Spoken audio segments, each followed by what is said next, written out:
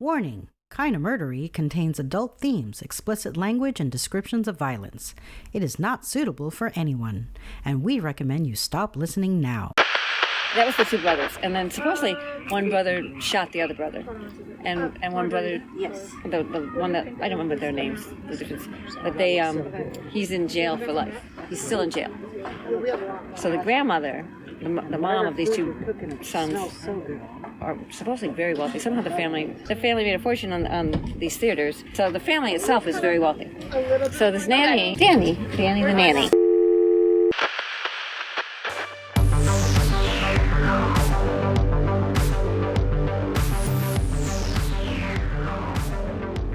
Hello everyone, and welcome to Kinda Murdery, a true crime podcast that's mostly about murder, and always about the strange and compelling stories that arise when the path less traveled twists to darkness, and those who walk its shadows surrender to violence and moral corruption. We have a perilous journey ahead, so thank you for lending me your courage and good company.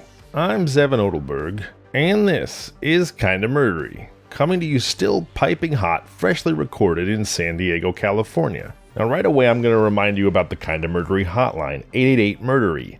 That's 888-687-3379, or 888-MURDER, the letter Y. Please do call the hotline and tell me your Kinda Murdery story. Now the audio you heard at the outset of this episode didn't actually come my way via the hotline. Instead, this story arrived via the serendipity of life outside podcasting. My daughter's a Boy Scout. Yes, they allow girls now too. It's 2023, folks, and a few weeks ago, we went camping in the wildly desolate and beautiful Anza Borrego National Forest with a bunch of other scouts. Somehow it came up around the campfire that I host a true crime podcast and that I'd recently launched a story hotline. Later, when no one else was in earshot, one of the parents said to me, "I've got a Kinda Murdery story for you." So, I recorded it on my iPhone, and it was a doozy. Now keep in mind that you'll be hearing the sound of happy campers in the background of this story, so forgive me for the audio quality. And it's also worth noting that happy is the last word I would use to describe the story you're about to hear. And so, Karen from San Diego, thank you for sharing your Kinda Murdery story. I'm so glad to have you on the show. So this nanny of mine, I met this nanny. She was working at like a gymboree for kids, right? And so I had Danny the nanny. I was just like, okay, sure. This one was really nice. She was very friendly, and she started talking about this boyfriend that she'd met, this guy that she met that was her boyfriend, and he's really wealthy. And there's a little bit of a like, are you a gold digger kind of vibe, but you know. So I met him a bunch of times. You know, he interacted with my daughter and me. Right. He was never with my daughter alone. It would just be like after work. And then one day, Danny didn't show up. It was like right before Thanksgiving. She didn't answer her phone. The next day, didn't show up.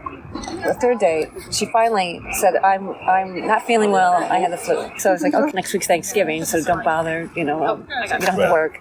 I'll see you after Thanksgiving. I didn't see her again because she was. I'm still sick. I don't think I can work for you anymore. I'm not feeling well. I wasn't sure what was going on. Once I saw bruises on Danny's face. She said she fell down. But she seemed like in a good mood. She was still talking to this guy, and I said, so are you going to see him before he ships out? And she's like, well, you know, I'm supposed to go over to the fancy house up in Marin, but the grandmother doesn't like me that much, but I'll get her to like me. You know, everybody likes me. So she was really trying to get into the family, and she kept saying that this guy had promised to marry her. So then in the following March, I get a call from her. Danny says, hey, I'm pregnant with this guy, but we didn't get married. I'm like, no, we didn't get married, but I'm pregnant. Do you have any extra clothing? And I said, yeah, sure, just tell me when you have the baby, when you do. And she said the date that she was due. Yeah, just tell me, I don't mind, yeah, I got lots of extra clothing, whatever you want, you know, I was wondering how you're doing.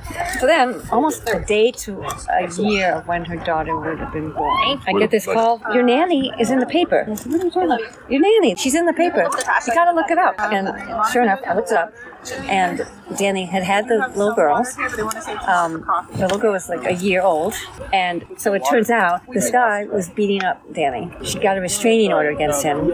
He wouldn't leave her alone. She was pregnant. He wanted to see their child. And he went to her apartment. And she used to have a bat near the door because he wasn't following the restraining order. He'd come by and threatened her before. So she had this back. Really can't go so wrong. daughter's 1 year old, and he came by, knocked down the door, grabbed her bat, and rushed into her death. Oh my! With the baby sitting there. Oh my! And she, the evidence is that she tried to get away and all this terrible stuff. And he grabbed the baby. There was his police chase because the neighbors used to hear him go over there and like yell and they would yell and stuff, and that's why she got the restraining order. Thank you, Karen. That is a very murdery story. Now, Danny the nanny, who Karen referred to, was Danielle Keller, and this is the story of her murder. It's also the story of a legendary family whose fortune was built on the bleeding edge of organized society, and whose downfall came far beyond the pale of what any civilization can allow. As always, my sources are in the show notes, so let's uncover what mysteries and motives we can. Kinda Murderies, soaked in blood and porn, the Mitchell family murders, starts now.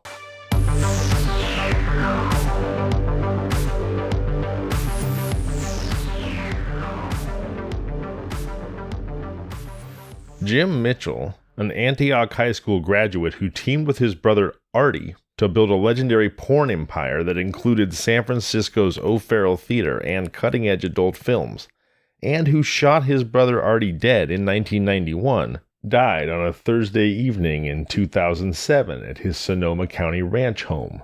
He was sitting in his chair and doing something, I think watching TV, and he just, that was it, said Merle Lane, a relative by marriage. His heart quit on him just like that. The Sonoma County Coroner's Office conducted an autopsy the next day, but there were no signs of a suspicious death. It was a quiet end to what was a wild life of drug-fueled orgies, porn film making, and XXX shows, scores of arrests for obscenity, and, in 1991, a fratricide that opened a courtroom curtain to the Mitchell brothers' brash lifestyle and sent Jim Mitchell to state prison for 3 years. Jim Mitchell died at the age of 63. He was half of the eccentric Mitchell brothers duo that became perhaps the nation's best-known purveyors of dirty films in their heyday of the 1970s and 80s, and he spent the latter part of his life living amid the rolling hills of the unincorporated Two Rock, just west of Petaluma with his wife, Lisa. Now, I did not set out today to tell the story of famed pornographer Jim Mitchell, but rather of his son, James Mitchell, and more to the point, of James's girlfriend, Danielle Keller, the mother of his child, the woman he murdered, and, as it turns out, the nanny to a friend of mine. No, I did not set out to tell the story of Jim Mitchell, but, after all, what son is not shaped by the sins of his father? And so here we are, and the story begins, in fact, with Jim's father. Jim and Artie's father, I should say. The Mitchell's father, Robert, known as Bob, was a professional gambler from Oklahoma, and he and his wife, Georgia May, settled in Antioch, California, near San Francisco. According to the Mitchell brothers' biographers, they had a relatively stable childhood. The boys were popular, and some of their childhood friends became important members of their later porn empire. Both Mitchell brothers attended public schools and graduated from Antioch High School. Jim, a part-time filmmaking student at San Francisco State University in the mid-1960s, aspired to become an important director like Roman Polanski,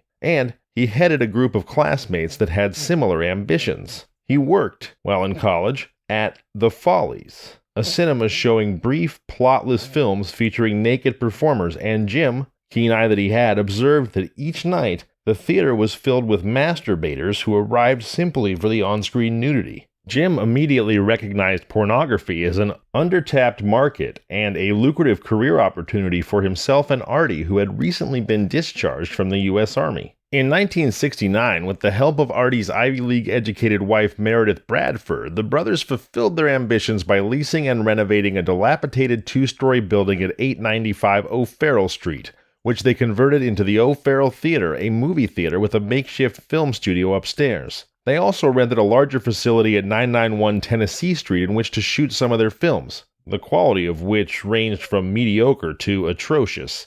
Jim Mitchell once famously said, "The only art in porn is my brother." The Mitchells opened the O'Farrell Theater on July 4, 1969, and were confronted almost immediately by the authorities. They would open other X-rated movie houses in California over the years, spending much time in court and much money on lawyers to stay open, as indignant locals and officials repeatedly tried to shut them down. They became incorporated as Cinema 7, and in 1972 produced one of the world's first famous feature-length pornographic movies, Behind the Green Door, starring an unknown Ivory Snow girl, Marilyn Chambers, in her porn debut. The movie, produced for $60,000, grossed over $25 million. Behind the Green Door came out the same year as Deep Throat by Gerard Damiano, starring Linda Lovelace, and the two films drew crowds and launched porn into a new era, according to San Jose Mercury News reporter and editor John Hubner, author of Bottom Feeders, From Free Love to Hardcore, The Rise and Fall of Counterculture Heroes Jim and Artie Mitchell. That's the two-lane highway that led to the mainstreaming of pornography. That's why they're important cultural figures, said Hubner.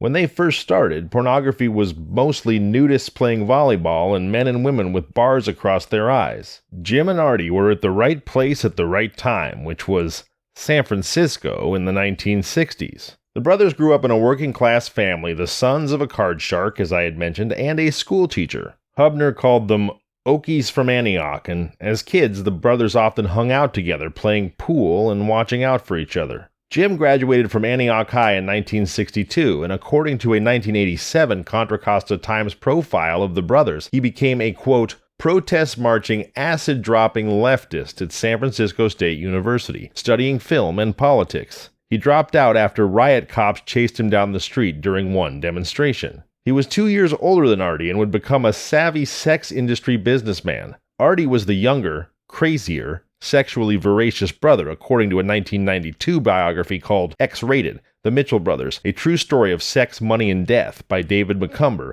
a former San Francisco journalist and a poker buddy of the brothers. The Mitchell porno kingdom began modestly, selling nude photos to Flesh magazines in San Francisco. They started making blue movies in the late 60s, hiring hippie girls on the cheap. They took the culture of free love to new bounds. Or it might be better said, they took capitalist advantage of the culture of free love, which seems to be what happens to every set of worthy ideals at some point, in this case, almost immediately. The Summer of Love was all about what's good, sex, drugs, and rock and roll, Hubner said, and what's better? More sex, more drugs, and more rock and roll. These guys, the Mitchells, were really all about excess. Their fame rose quickly, reaching cult status with Behind the Green Door. Several other films followed. They made millions. When the AIDS epidemic struck, they made safe sex films, such as Behind the Green Door, the sequel, in 1986. The movie also featured, quote, dwarves, fat ladies, and mythical creatures, in what seems like the most appropriate appointment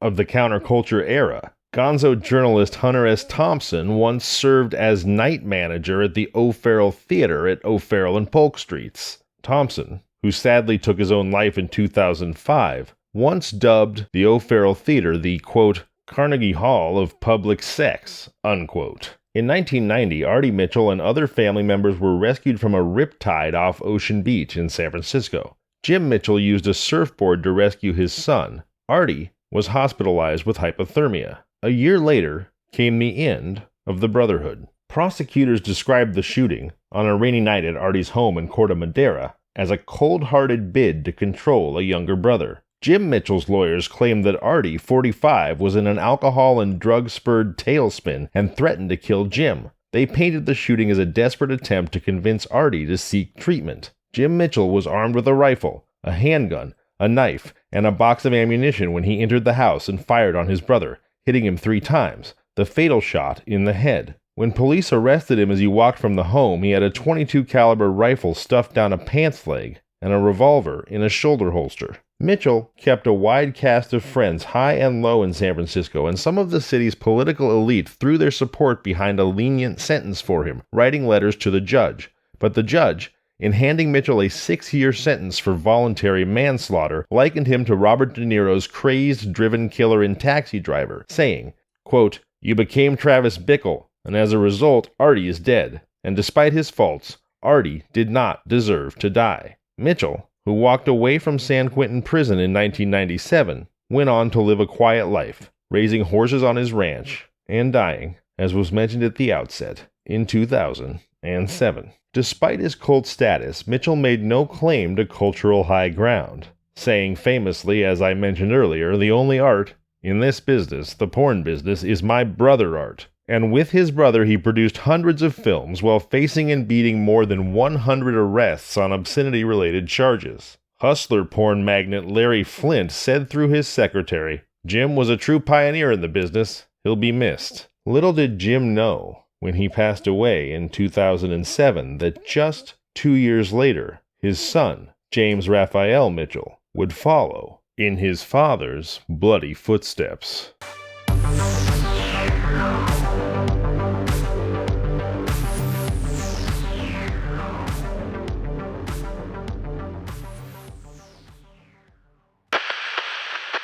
When James Raphael Rafe Mitchell was 8 years old, his dad Jim shot his uncle Artie 3 times with a .22 caliber rifle at Artie's Corte Madera home. Artie Mitchell, bare-chested and clad only in green sweatpants, died on the floor of his bathroom at the age of 45. 1 year later, in 1991, after a 6-week trial that featured testimony from several members of his family, Rafe's father Jim was found guilty of voluntary manslaughter in the shooting death of his brother. He served 3 years of his 6-year prison term. On July 12, 2007, exactly 2 years before he killed his girlfriend Danielle Keller and kidnapped their daughter, Rafe Mitchell lost his father. "Nothing about the family's history could have been easy for those kids," said David McCumber, the author of X-Rated, The Mitchell Brothers, the definitive account of the Mitchell brothers. "Family was always important to the Mitchells. They were almost clannish in that sense, but I can't imagine the trauma those kids must have gone through with a tragedy like that."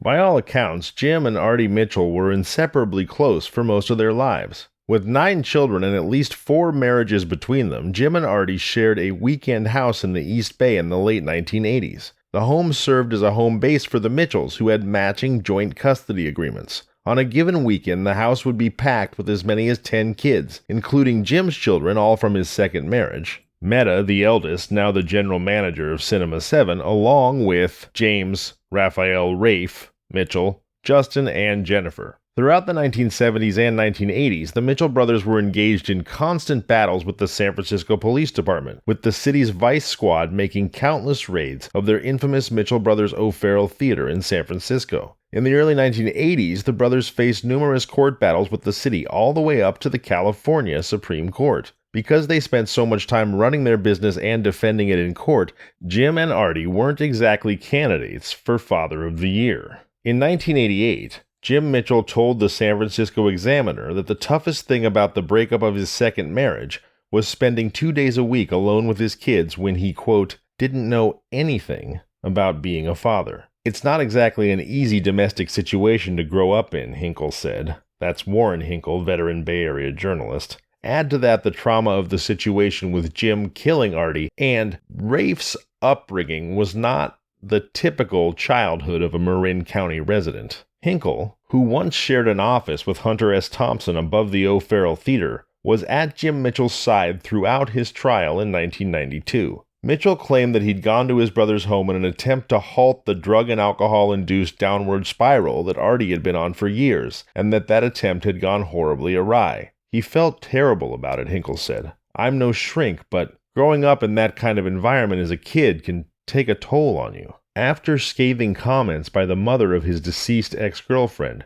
James Mitchell, heir to the Mitchell brothers' adult film and theater business, asserted that he did not kill 29-year-old Danielle Keller in 2009 on the couple's daughter's first birthday. "I didn't kill Danielle," said Rafe. "I still love her very much." James Mitchell, 29 at the time of his trial, testified that he struggled with 2 men who were fleeing Keller's Diablo Court home when he arrived on July 12, 2009 with the intention of seeing his daughter on her birthday. It truly was 2 years to the day since his father's death. James said the men were trying to kidnap his daughter, but he managed to free her, and during the struggle one of the men struck him with a bat. He testified he heard someone scream for help and he started walking to the back of the house. Mitchell said he left with his daughter when he heard someone say, "Call 911," because Keller had a restraining order against him and he did not want to be there when the police arrived. The jury did not believe James Mitchell's story and convicted him of all charges, except the allegation that he killed Keller so that he could kidnap their child. At his trial, Charles Cacciatore, the prosecutor, presented physical evidence including Mitchell's blood on the softball bat found alongside Keller's body and Keller's blood on Mitchell's clothes. Ultimately, James Mitchell was sentenced by Judge Kelly Simmons to 35 years to life in prison for first-degree murder, use of a weapon, and kidnapping. The judge stayed imposition of the sentences on the other counts regarding stalking, child endangerment, and domestic violence and battery. Even at his sentencing hearing, James Mitchell continued to insist upon his innocence. Prosecutor Cacciatore said of Mitchell's continual denial of guilt to Judge Simmons at the sentencing hearing that Mitchell had showed a, quote, incredible lack of remorse and has zero insight. It sounds like he's convinced himself. Danielle Keller's mother, Claudia Stevens, had another take. She said, "He's a total sociopathic, entitled trust fund liar. Thank God I'll probably be dead before he has a chance of being paroled. He's in denial to this day." Stevens, wearing her daughter's red and black dress, said Mitchell, quote, created an incredible story, unquote, about the murder. "How could you claim not to have seen her in that pool of blood?" she asked Mitchell. She said that Mitchell was born with a sense of entitlement, but he's not entitled to Danielle. He robbed the world of a kind, loving soul and a mother of her child. Stevens said Novato police would not let her into her daughter's home, but had her wait in her car on the evening of the murder. "I've left my daughter face down on the ground. Leaving her behind is the hardest thing I've ever done," Stevens said. She also said that Mitchell held her, Keller, and the couple's daughter hostage in her home on June 26, 2009. "I wish the police had taken my complaint seriously after he held us hostage. Would we be here today?" Mitchell accused Stevens of having drug and alcohol problems, saying, "Claudia's not sober in court today." He then accused her of craving attention. "I never wanted cameras or attention," said James. "I'm dubbed a porn man," he said, seemingly denying he wanted any association with his father Jim Mitchell or his uncle Artie's porn film business. "I was just born under my father's name." Mitchell started his address to Judge Simmons on sentencing day by saying, "I stayed strong for my daughter and Danielle. If there is a God, I know she is there now and is watching." During the course of his trial, Mitchell hired 3 attorneys to represent him and fired 2 of them. At his sentencing hearing, he asked the judge to relieve Stuart Hanlon, his current attorney, and appoint yet another lawyer to file a motion for a new trial. Simmons denied the requests. Mitchell called the court proceedings a perversion of justice. He also asked the court and the media to leave his daughter out of it, saying, "I wish my daughter the best." Diablo Court neighbors. Diablo Court is where Danielle Keller lived. It's the name of the area that she lived. Her neighbors testified at the trial that Keller was shielding her daughter under her body while she was beaten to death in the head with the bat. So let's be clear. James Mitchell, who continues to proclaim his innocence, even as he's being sentenced, not just found guilty, but sentenced, he still says he's innocent. The neighbors witnessed him beating his daughter's mother to death with a bat and leaving her in a pool of blood. He is guilty. He is remorseless. He is everything that he's been accused of. And although there is never truly any such thing as justice, since even justice cannot bring the dead back to life, thankfully, in this case, justice did prevail, and James Raphael Mitchell was sentenced to 35 years to life, 26 years for first-degree murder and the use of a weapon, and 9 years for domestic violence, battery, and kidnapping. But Mitchell, after his sentencing, once again proclaimed his innocence, called the case a big circus from day one, and said it was nothing but poison in the water and a flock of sheep running over a cliff at the sound of, quote, James Mitchell, unquote. This despite a history of holding his girlfriend and her mother and his daughter hostage barely 3 weeks before the murder, and